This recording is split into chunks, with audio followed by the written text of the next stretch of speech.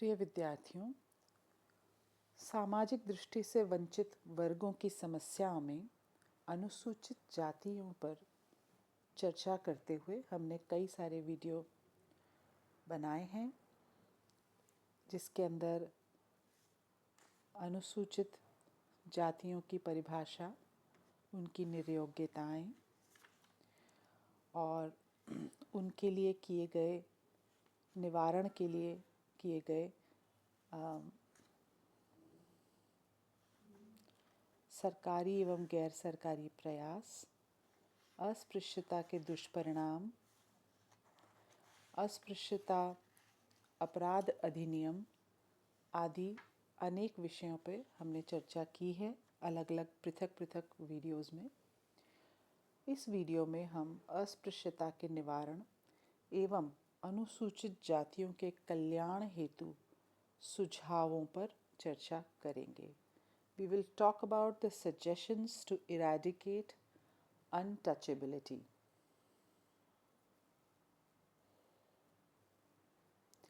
अस्पृश्यता निवारण एवं पिछड़े वर्गों के कल्याण के लिए विभिन्न आयोगों एवं अध्ययन दलों ने समय समय पर अनेक सुझाव दिए हैं।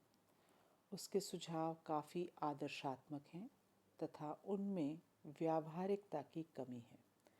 यहाँ कुछ रचनात्मक सुझाव प्रस्तुत किए जा रहे हैं। पहला, हृदय परिवर्तन। आवश्यक है कि अधिकांश हिंदुओं के हृदय परिवर्तित किए जाएं। यदि समाज वैज्ञानिकों द्वारा उन परिस्थितियों या सही रूप में विश्लेषण किया जाए जिन्होंने अस्पृश्यता को प्रोत्साहित करने में योगदान दिया है, तो लोगों को अस्पृश्यता संबंधी भ्रांत धारणा से मुक्त किया जा सकता है। इस बात पर जोर भी दिया जा सकता है कि अस्पृश्यता का संबंध हिंदू धर्म के मौलिक ग्रंथों से नहीं है। यहाँ हमें इस बात को भी नहीं भूलना चाहिए कि केवल बात करने से, नारे लगाने से, हरिजन दिवस और हरिजन सप्ताह मनाए जाने से अस्पृश्यता की समस्या को हल और पिछड़े वर्गों का कल्याण नहीं हो सकता। दूसरा, कानूनों को कठोरता से लागू करना। दृढ़ता और ईमानदारी के साथ कानूनों को लागू करना अत्यंत आवश्यक है। ग्रामीण क्षेत्रों में अनेक स्थानों पर आज भी अस्पृश्यता बरती जाती है। वहाँ सामाजिक कार्यकर्ताओं को आगे बढ़कर अस्पृश्यों की सभी प्रकार की निर्योग्यताओं को दूर करने का प्रयत्न करना चाहिए। तीसरा है आर्थिक एवं सामाजिक समस्याएं।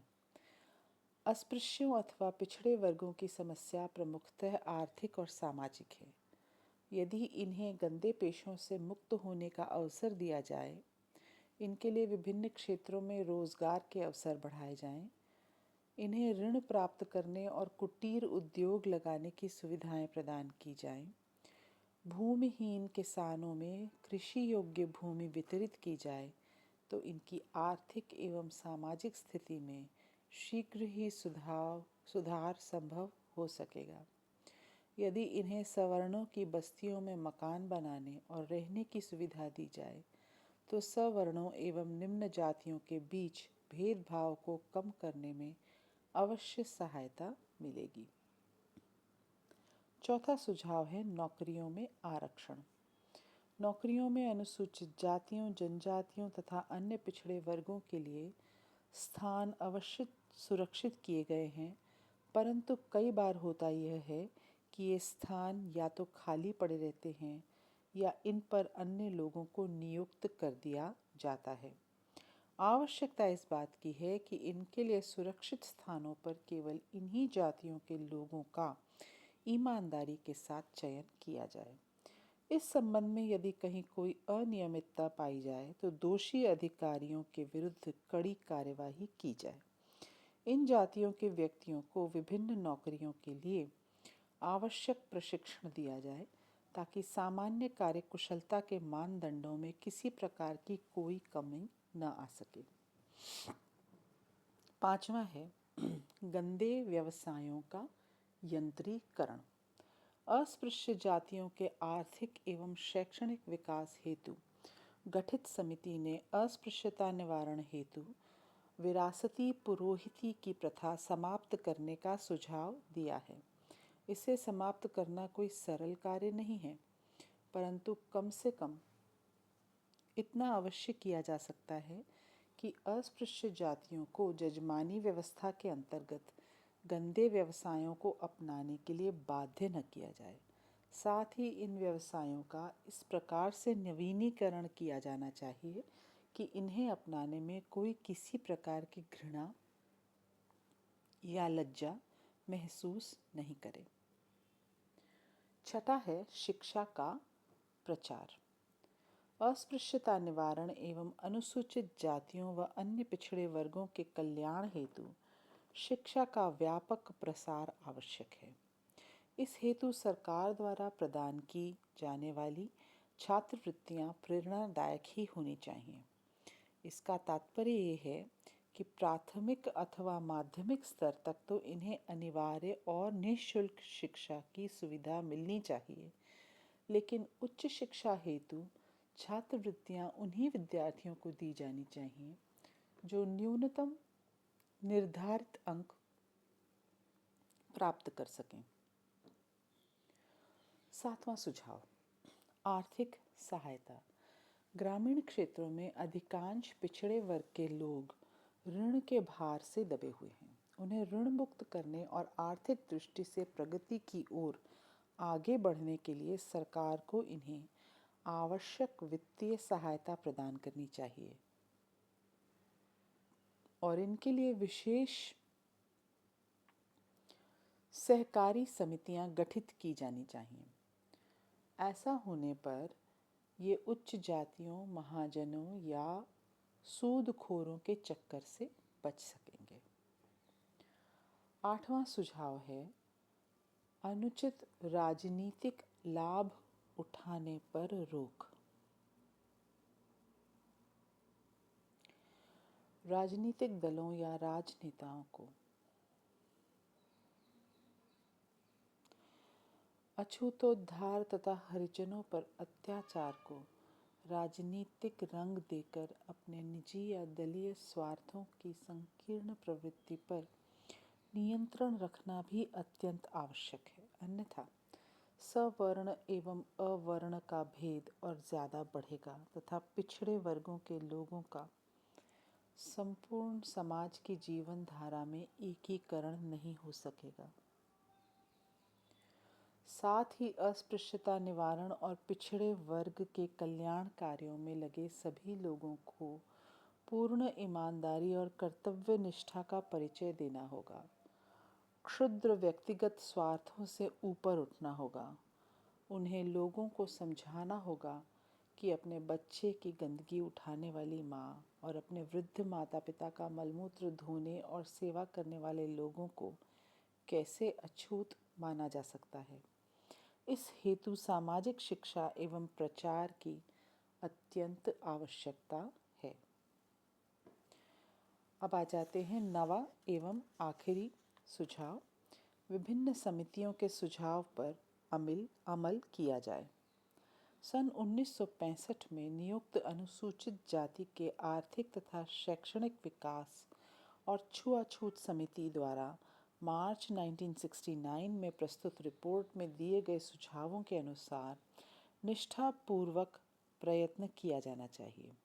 रिपोर्ट में बताया गया है कि विरासती पुरोहिती की प्रथा समाप्त होनी चाहिए, छुआछूत का कानून कठोर बनाया जाना चाहिए, अस्पृश्यता बरतने वालों को वित्तीय सहायता और सरकारी ऋण नहीं दिए जाने चाहिए, ऋण देते समय अनुसूचित जातियों को प्राथमिकता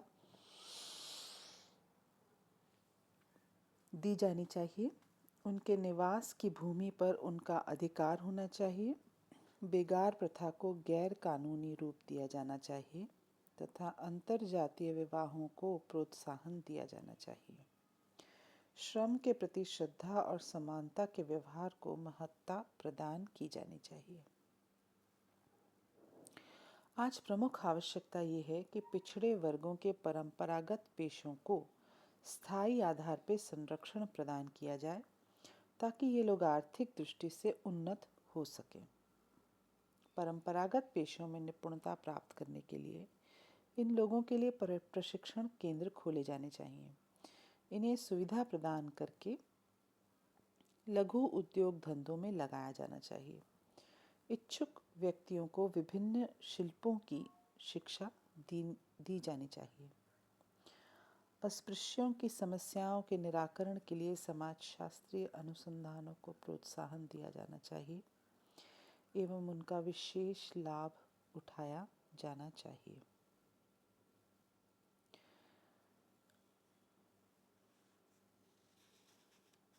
अस्पृश्य जातियों एवं पिछड़े वर्गों का भविष्य भारतीय समाज की संरचना के साथ जुड़ा हुआ है। वर्तमान में भारतीय समाज में काफ़ी परिवर्तन हो रहे हैं।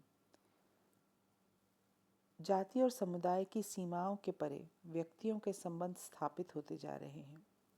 नवीन आर्थिक और राजनीतिक व्यवस्थाओं ने इन अंतर्वैयक्तिक संबंधों की स्थापना में काफ़ी योगदान दिया है। आज बदलती हुई परिस्थितियों में संस्कारात्मक मूल्यों का महत्व भी कमज़ोर पड़ गया है, जिन्हें संरचनात्मक दूरी को बनाए रखने में निर्णायक भूमिका अदा की है।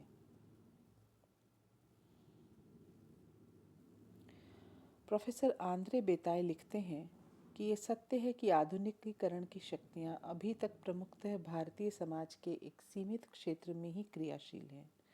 उनका प्रभाव विशेषतः पश्चिमी शिक्षा प्राप्त मध्यम वर्ग के लोगों पर दिखलाई देता है और वह भी मुख्यतः नगरीय केंद्रों के। पिछड़े वर्ग अभी तक अधिकांशतः ग्रामीण क्षेत्रों में ही केंद्रित हैं और उन पर पश्चिमीकरण का प्रभाव उच्च जातियों की तुलना में कम पड़ा है। अतः ये संभव है कि पिछड़े वर्ग और विशेषतः अनुसूचित जनजातियां तथा अनुसूचित जातियां आने वाले कुछ वर्षों तक अपना अभिन्न रूप बनाए रखें। उपर्युक्त कथन में सत्यता का काफ़ी अंश है।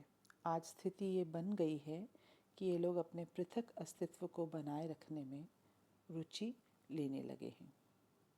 हमारा लक्ष्य जातिवादी समाज की रचना न होकर समतावादी समाज की रचना है। अतः संपूर्ण आरक्षण नीति पर इस परिप्रेक्ष्य में गंभीरतापूर्वक विचार किया जाना चाहिए। तो ये था अनुसूचित जाति पर हमारी परिचर्चा। अब हम अगले वीडियो में अनुसूचित जनजातियों की समस्याओं पर विचार विमर्श करेंगे। धन्यवाद।